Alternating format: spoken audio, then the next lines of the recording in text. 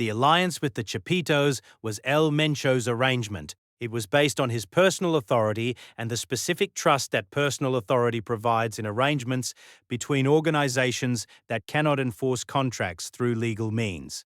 The Chapitos knew what El Mencho's word meant because they had seen what happened when El Mencho's word was violated.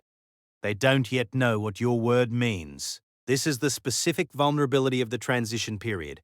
The relationships that ran through El Mencho's personal authority need to be re-established through your demonstrated authority, and demonstrated authority takes time to demonstrate. The Chapitos will test the boundary of the alliance in the next 60 days. Not aggressively, carefully. The way organizations test arrangements whose enforcer has changed, by watching how the new authority responds to small pressures before committing to the position that the arrangement holds. You are going to make the arrangement hold. The how of making it hold is the calculation you are running. El Sapo understands the organizational logic. His leadership would imply a more corporate than military CJNG, less spectacular open violence, but more stable economic operation. The confirmation arrives at hour 5. El Sapo is dead, killed in the Tapalpa operation. The logistics architecture he managed, the Chinese precursor chemical networks, the port relationships, the synthesis supply chain is intact, but currently running without its primary coordinator. You have a secondary figure who has been working under El Sapo for 4 years and who knows the operational details at the working level without having the strategic relationships that El Sapo maintained with the Chinese intermediaries. You promote the secondary figure, not publicly. Through the operational structure, his authority increases in the specific way that authority increases inside this organization, through the change in who calls him and what the calls ask him to authorize. The Chinese network relationships will require your direct attention within the next 30 days. The Chinese intermediaries who worked with El Sapo knew El Sapo. They don't know you in the operational sense that working relationships require. You will have to establish the working relationship through the mechanisms available to a man with a $5 million American bounty on him who cannot attend meetings in person. This is the operational reality of the position you are inheriting. El Mencho spent his last years in the mountains of Jalisco, moving between safe houses on a schedule determined by operational security requirements that his kidney disease made increasingly difficult to maintain. His kidney disease is what created the vulnerability that the intelligence tracking of the romantic partner eventually exploited. The intelligence tracked his location through the logistics of his medical needs, the dialysis, the movement patterns created by a man who requires medical infrastructure and who cannot reduce his footprint below a certain threshold without compromising his survival. You are 41 years old. You are healthy. You do not require dialysis. You move on a rotation schedule that is tighter than anything El Mencho was able to maintain in his last 2 years. You have 4 phones, and none of them have been in the same physical location as each other in the past 18 months. Your face is not in any photograph taken in the past 3 years that has reached any intelligence database you are aware of. You are aware that being unaware of a surveillance operation is not the same as not being under one. El Mencho had been dealing with serious health problems for years. Chronic kidney disease left him dependent on regular dialysis, a condition that severely limits where a person can go and how long they can stay there. That closes off the simplest outcome, a transfer of power to a blood heir. What comes next will not resemble a clean succession.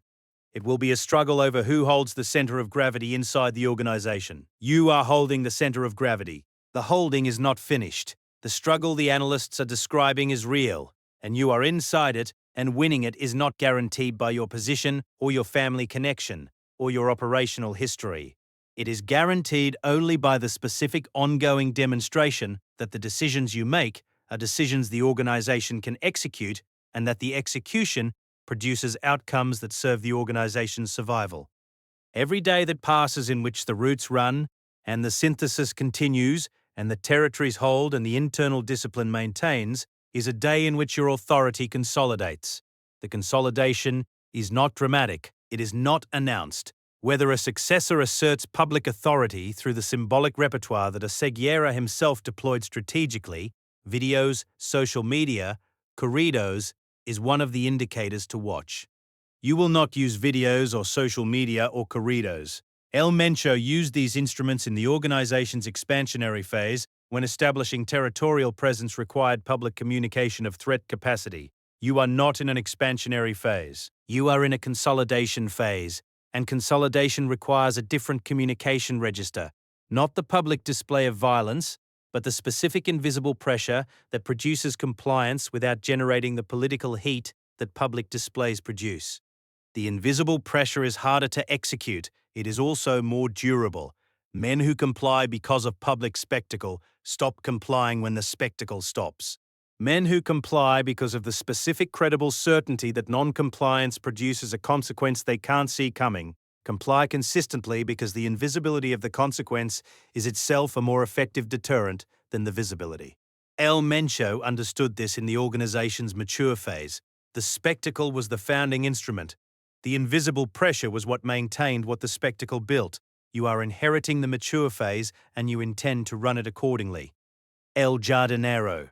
The conversation with El Jardinero happens on day 4 through a channel that has 3 intermediary steps between you and him. Not a threat, a conversation. You acknowledge his operational capability. You acknowledge his territorial contribution to the organization's position in Michoacán and Guerrero. You make clear that the organizational structure is continuing under your authority, and that his position within that structure is secure and compensated at the level his contribution warrants. You make equally clear, through the specific careful language of men who communicate through intermediaries, that the organizational structure is not a negotiation. El Jardinero responds through the same channel on day 5. His response is structured as acknowledgement. The acknowledgement is not warm, and it is not required to be warm. It is required to be clear. El Jardinero will test the boundary within 30 days. You know this because you know El Jardinero, and because organizations with competing authority centers always test boundaries. The test will be specific and territorial, and you will respond with the specific proportionality of a new authority establishing its range, enough to demonstrate that the boundary is real, not so much that the response escalates into the internal conflict that both the government and Sinaloa are currently positioned to exploit. The week ends, the roadblocks have cleared, the synthesis operations are running, the Tapalpa void in the leadership structure is being filled through the specific daily accumulation of decisions made and executed and outcomes produced. A clean leadership succession would likely preserve the status quo, with continued criminal activity but no dramatic escalation of violence. You are executing the clean succession. Clean in the specific sense that clean means in this context, not without violence, without the internal fracture that produces the chaos that produces the government opportunity. The violence is contained. The fracture is being managed. The chaos is the thing you are spending every available resource preventing, because chaos is the condition in which organizations like yours lose the structural advantages that 15 years of building produced. El Mencho built a parallel state. The CJNG coerces populations, extracts compliance and money and information from communities while degrading the state's monopoly on force. You are inheriting a parallel state. Running a parallel state requires the same things running any state requires: functional institutions, reliable enforcement of internal rules, the specific predictability that makes the population inside the territory able to plan their lives around what the governing authority will and won't do. You are the governing authority now.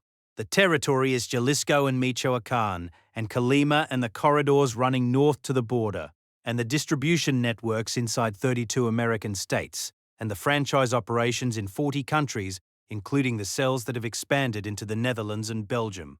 And across the Atlantic. You are 41 years old. You are healthy. You are the de facto leader of the most powerful criminal organization in the Western Hemisphere, and the position came to you through a Sunday morning operation in the pine trees outside Tapalpa on February 22, 2026. Tapalpa forces a question that decapitation strategies tend to defer. What comes next? Removing El Mencho does not automatically weaken CJNG. It creates opportunity, not outcome. There is now space to press financial networks, to exploit potential fractures in succession, and to convert episodic interagency cooperation into something durable rather than target-driven. You are the fracture they are hoping to press. you are also the person currently ensuring the fracture doesn't open. Whether you succeed is the question that the next 12 months will answer. The analysts are watching for the indicators: territorial violence patterns, internal enforcement activity, whether the franchise cells maintain coordination or begin operating independently, whether the Sinaloa repositioning produces losses you can't absorb without the internal response that produces the fracture. You are watching the same indicators. You have better information and worse options and more to lose than any analyst watching from Washington. The room is quiet. The 14 commanders have taken the signal. The routes are running. The labs are producing. The consolidation is proceeding. You make the next decision. The death of El Mencho is an event, not a resolution. As history has shown, Mexican organized crime is inherently more resilient than the elimination of any single actor might suggest. The organization continues. The question is what it becomes. That question is yours to answer now. Drop your biggest takeaway in the comments. The post-El Mencho succession is the most consequential development in Mexican organized crime in a generation, and we're tracking every indicator, every territorial shift, every internal enforcement action, every corridor that changes hands. Subscribe. You don't want to miss what comes next.